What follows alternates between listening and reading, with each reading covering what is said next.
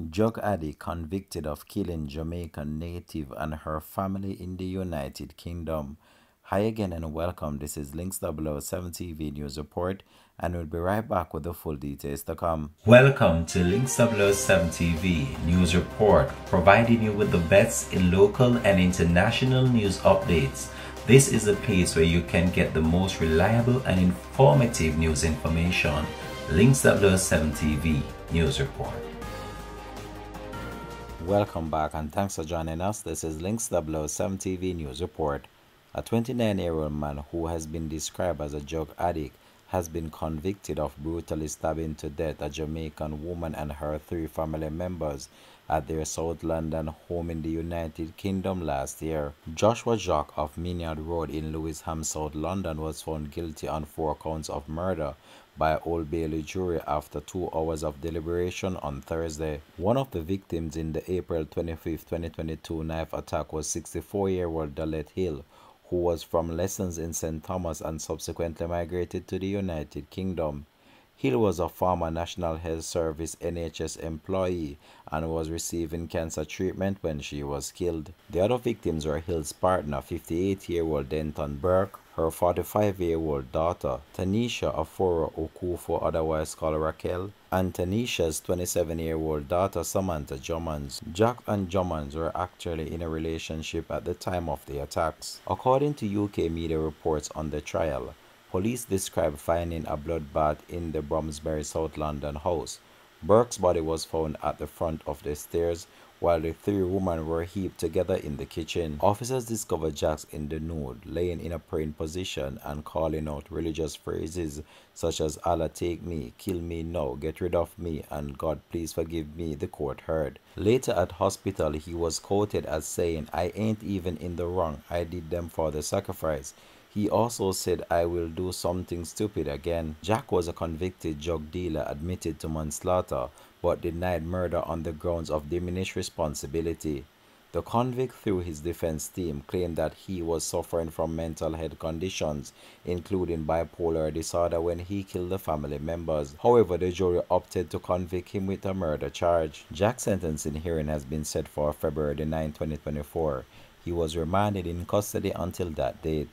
The judge, based on submission from the prosecution, was invited to consider whether the exceptional brutality warrants a whole life sentence. Lead prosecutor Tom Little argued at the trial that Jack's judgment was not impaired by any psychotic condition, but rather by voluntary intoxication from drugs and alcohol, leading to the trisense psychosis, which does not qualify for diminished responsibility. The court was told prior to this he had 11 convictions for 20 offenses, including drugs, crime, and robbery. He first had a mental health assessment in April 2016 after he sought hospital treatment for drinking water from a toilet, the court was told. His last prior conviction was in February 2020, when he was imprisoned for 51 months for conspiring to deal heroin and crack cocaine, as well as possession of cannabis.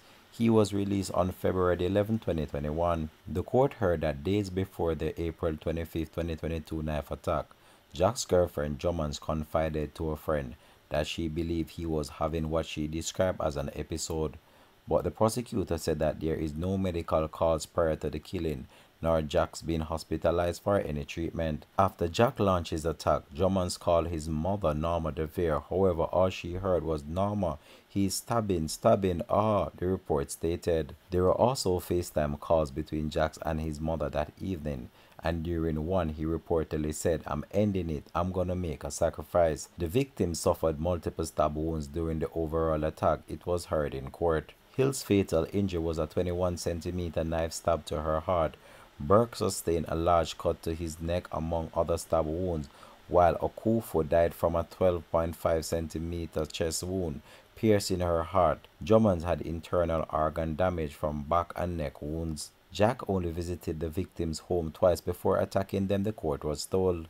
Ofuru Okufo, a nurse sometimes cared for her cancer-stricken mother Hill at their South London house, while Jommans was staying there during the flat renovations. Burke was a trained chef employed by the Westminster City Council as a sanitation worker. Weeks after the brutal attack, the family members were laid to rest in an emotional church service that saw hundreds of individuals turning out in order to pay their final respects. She's very loving, very kind, very generous. She'd do anything for you. Yeah, she worked very hard in this country to support our 2 girls and our 2 grandkids. Yeah, so she does not deserve this. I can live without Tanisha. I don't know how I'm going to live again. I don't know where I'm going to start my life. And people, I can't live without her. I'm totally destroyed. I'm totally finished. I begin to talk to myself, why this happened to me? What? The 4 family members were laid to rest in a joint ceremony at the Brixton Community Church, followed by a committal at the Camberwell New Cemetery. Each family member had their own personal conductor and pallbearer, with the hearse following in a convoy to the church and ceremony. Pictures of all 4 family members were placed atop of their coffins, with flowers adoring each of the vehicles. The emotional family and friends wearing white t-shirt printed with photographs of the 4 victims looked on as pallbearers carried the tragic family members inside the church in their white caskets. Family members could be seen weeping openly as they recall the memories that they shared. So I went to the church house where I used to go. The preacher was still there, and he met me at the door. He said, I know who you are, and I know you're looking for.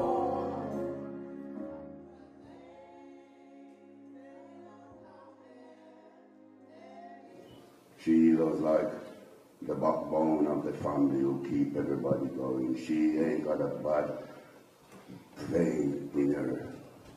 And everybody who knows that.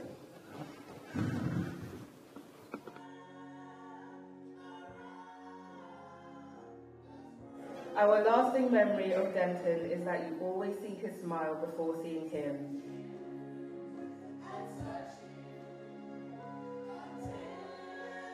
A counsellor, protector, and friend to many. I love her so much for loving me the way she did.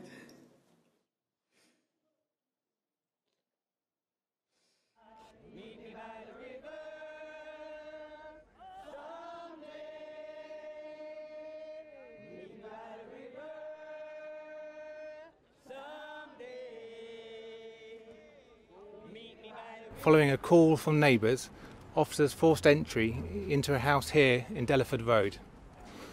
Inside the house they made a dreadful discovery of 4 people who had been stabbed. Despite the best efforts of officers and paramedics, all 4 people were sadly pronounced dead at the scene. I can confirm that the deceased were 3 women, believed to be aged in their mid-60s, 40s and 30s, and 1 man believed to be aged in their mid-60s. I want to offer my heartfelt condolences to the family and friends of all those concerned.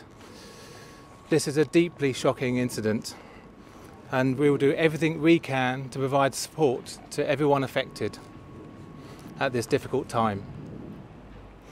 A man in his late 20s was arrested at the address on suspicion of murder, and he is currently in custody.